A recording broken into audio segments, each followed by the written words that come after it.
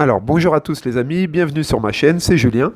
Donc maintenant qu'on a vu qu'il fallait épargner et investir tous les mois, maintenant qu'on a vu qu'il fallait se concentrer sur des investissements avec de bons rendements comme la bourse et l'immobilier à travers la pierre papier, maintenant qu'on a vu que l'assurance vie était une enveloppe fiscale avantageuse et un outil idéal pour investir, à condition de délaisser en partie le fonds euro et de se concentrer sur les supports en unités de compte, on va donc voir le conseil numéro 7.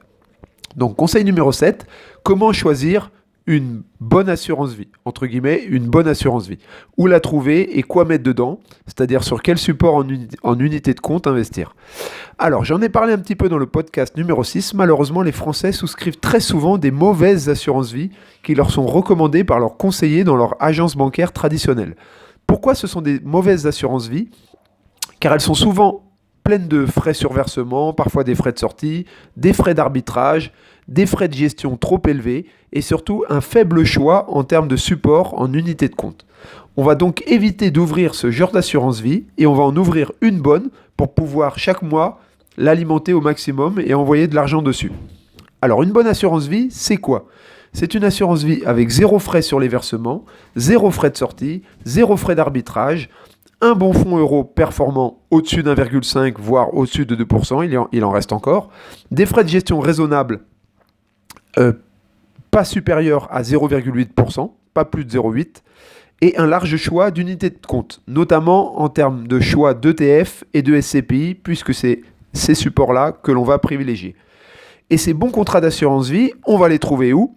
Eh bien, pas dans les banques traditionnelles chez le conseiller bancaire, mais plutôt du côté d'Internet, dans tes banques en ligne comme Boursorama, Fortuneo. Il y en a également des très bonnes chez monfinancier.com ou Linkcea. Alors, je vous conseille de lire la presse spécialisée et des magazines comme Le Revenu ou Mieux vivre votre argent, car chaque année, en fait, ils sortent régulièrement des comparatifs et des classements des meilleures assurances vie. Sinon, encore plus simple, vous tapez sur Internet dans la barre de recherche de Google « Meilleures assurances vie de 2019 » ou « Meilleures assurances vie de 2020 » et vous avez tout un tas de sites qui vous font des classements indépendants. Alors, personnellement, j'ai 3 assurances vie dont je suis très content et qui respectent les critères cités précédemment. Donc, une chez Boursorama, une chez Fortuneo et une autre chez l'assureur Spirica via le site internet mesplacementsliberté.fr. Et cette assurance vie-là, elle a l'avantage, contrairement à d'autres, de reverser 100% des loyers des SCPI. Donc attention à ce point quand vous choisissez un contrat d'assurance vie, notamment sur lequel vous souhaitez investir en SCPI, en pierre papier. Vérifiez bien que 100% des loyers vous sont reversés. Alors c'est le cas sur mon contrat chez mesplacementsliberté.fr et c'est également le cas sur d'autres contrats comme le contrat NetLife de chez monfinancier.com ou celui de Linkcea Spirit, mais ils ont tous le même assureur, c'est Spirica.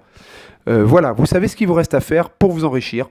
Donc si actuellement vous n'avez pas de bon contrat d'assurance vie et vous en avez un mauvais que vous avez ouvert dans votre banque traditionnelle depuis longtemps, quoi qu'il arrive, vous devez absolument ouvrir un bon contrat d'assurance vie et ensuite c'est à vous de jouer.